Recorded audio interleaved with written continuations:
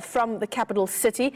Malungelo, for our viewers who are just getting wind of the story now, perhaps let's just begin with some background of what unfolded at TUT last week.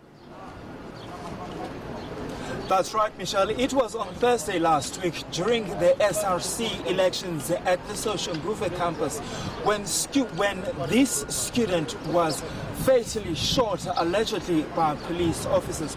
What students have been telling me is that when the company that was responsible for running these elections was totally unprepared and incompetent, the voting stations opened late, and also when they eventually opened, they ran out of ballot papers.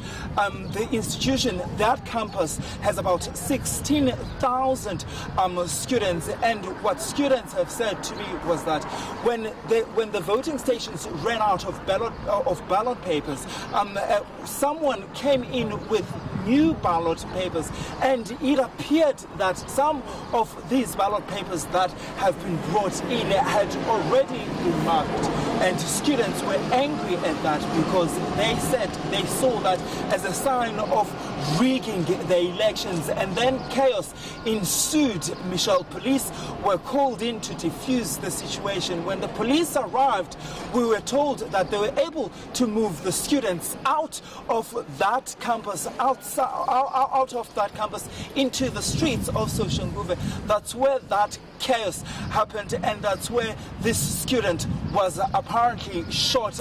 Eyewitnesses, Michelle, telling me that this student who died, a 26-year-old third-year student, had 2 gunshot wounds, one on the forehead and the other one on his neck. Malungelo, what are police saying about the allegations against them? And also, in terms of those gunshot wounds, are we talking about rubber bullets? Well, Michelle, one of the things that the eyewitnesses, in fact, have said to me was that the police officer that fired this shot, they claim that he was carrying an R5 rifle. And of course, I mean, this is something that they've also indicated to the Deputy Police Minister when the Deputy Police Minister met with the university stakeholders on Monday, when the students were complaining about their treatment by the police officers. And of course, Michelle, now what we know is that the Independent Police Investigative Directorate has now began investigating this matter. In fact, I was speaking to the IPID's Moses Dlamini, asking him how far their investigation is, and he said to me that the post-mortem has already been carried out, but what he was unable to tell me was what the post-mortem had found. He said that they were still, though, waiting for that report to be handed to them. But as far as we know is that no police has been arrested for the killing of that student. And of course, students at TUT calling it a murder of one of their own, demanding action as a matter of urgency. Yeah, Malungelo, I was about to just say to you that post-mortem is what we will be waiting for. That will give us the answers that we're looking for in terms of what weapon was used that resulted in the death of the student, and of course that weapon will then be traced back to a particular police officer.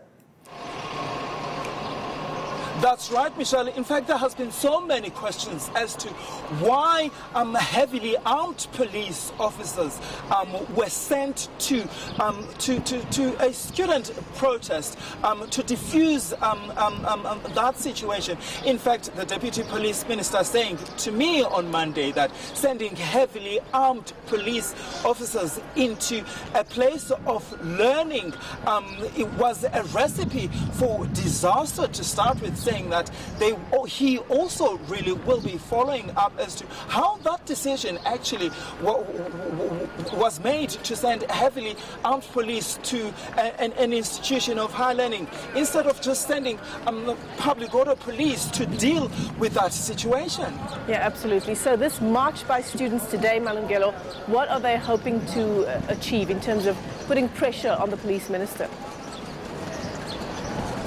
You're right, Michelle. In fact, these students want to put pressure on the police. They're also saying, Michelle, they want somebody to be held accountable for what they call was the brutal killing of their colleague, a revolutionist, who was only really trying to protect the elections from being rigged at the school. So they'll be marching to the police minister's office to raise their concerns. But also, Michelle, they'll also be raising their concerns about the general safety at the TUT's Soshanguve campus. We've had many stories in the past, Michelle, of how students, when they leave campus going home, they become victims of crime. So a number of issues there dominating the discussion around TUT, but of course the biggest issue, the killing of that student on the Tshwane University of Technology campus